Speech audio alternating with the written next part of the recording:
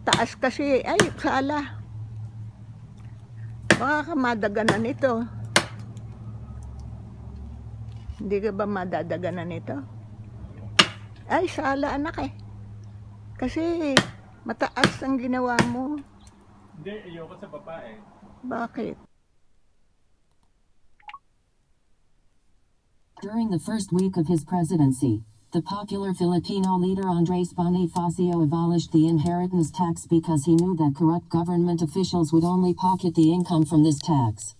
He also initiated ranked choice voting, which is almost synonymous with disqualifying the most hated political candidate rather than voting for the most liked political candidate. This is the video series of near-future fiction set in the year 2028 about a mother and her blind and hearing-impaired son living in Arizona blogging current events in the Philippines. Siri, what day is today? It's Monday, July 10th, 2028. Ako ay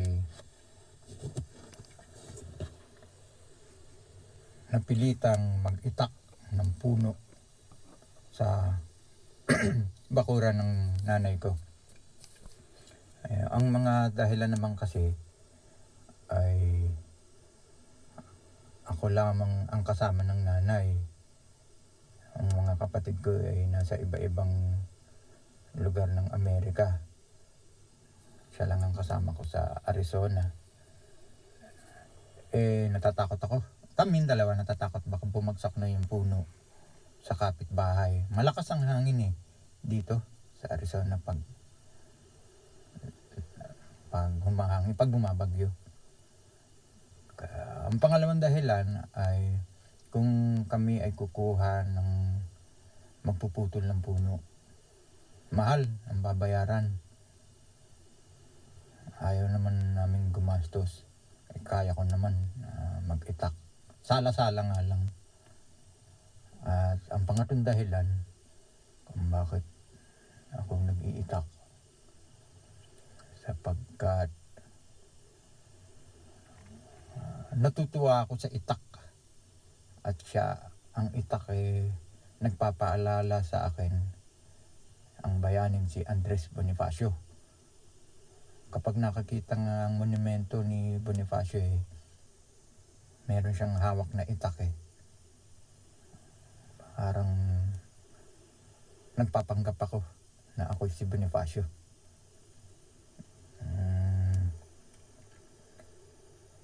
Kasi naman 2028 na, wala pa rin naiimbentong gamot para sa mata ko.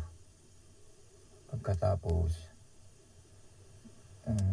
wag niyong isipin na hindi ko naririnig yung nanay ko nung kinakausap ako. Mahina nga ang tenga ko, nakasuot din ng hearing aids. Kaya lang nung nag-iitak ako, nag-iingat ako baka maputol ko yung braso ko Kaya hindi ako sumasagot sa tanong ng nanay ko.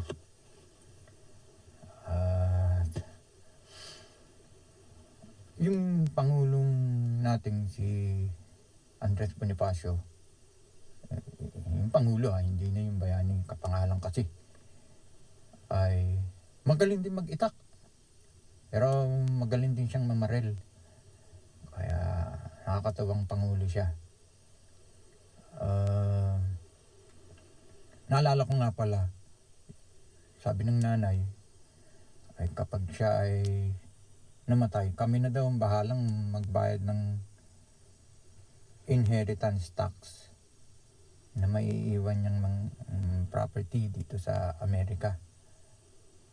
Miniro ko siya, sabi ko, ay pagbili mo na yung property mo dito sa Arizona at sa Pilipinas ka na bumili. Dahil ang bagong balita sa unang linggong pagka-presidente ni Pangulong Bonifacio ay tinanggal niya ang inheritance tax dahil ayon sa kanya ay makukurakot lang daw naman yun, mga opisyal sa pamahalaan. At ang isa pang ginawa ni Pangulong Bonifacio sa Pilipinas ay iniiba na niya kung paanong sistema ng pagboto na parang ranggong boto eh. So halimbawa ang tumatakbong presidente ay si Dictator Junior. 40% ang may gusto na bumoto kay Dictator Junior. Ngayon, ang kakalabanin niya ay yung sikat na manganganta. Halimbawa, si Arnel Pineda. 60% ang may gusto sa kanya. Kaya kung iisipin nyo, panalo na sa botohan si Arnel Pineda. Kaso, merong spoiler.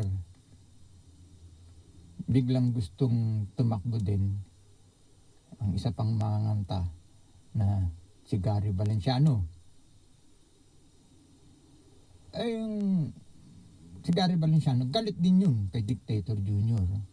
Kaya lang, yung 60% na may gusto kay Arnel Pineda, nabawasan. Sabihin natin 20% ang may gusto kay Gary Valenciano. Yung 60% ni Arnel Pineda, naging 40 na lang. Makakita mo, pantay na lang yung Dictator Juniors sa percentage.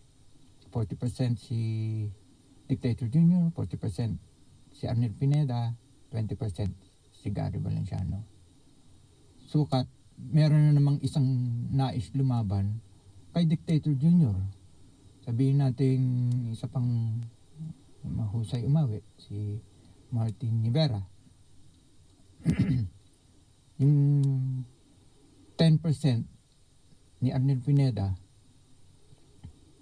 ay napunta kay Martin Rivera. Kaya ganun itong nangyari sa may gustong bumoto na percentage. Dictator Junior, 40%. Arnel Pineda, 30%. Gary Valenciano, 20%.